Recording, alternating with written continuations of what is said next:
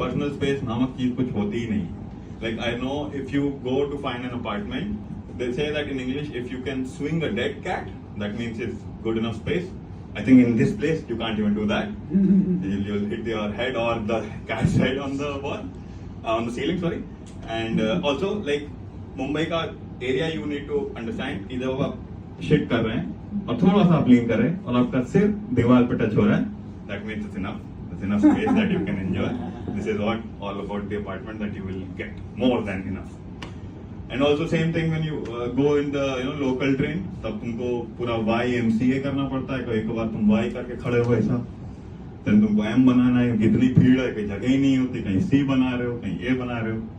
So yeah, that's what happens, and you get. But last joke, I'll just finish it. Mumbai train में जब निकल के आते हैं ना, तो पहली बार मैं गया था वापस स्टेशन से बाहर निकल रहा था. It is very similar to being a baby born, because when you come out you're crying, you're full of liquids and dirt, and there's one lady shouting, push kar. So much nonsense that happens. All right, thank you. That was my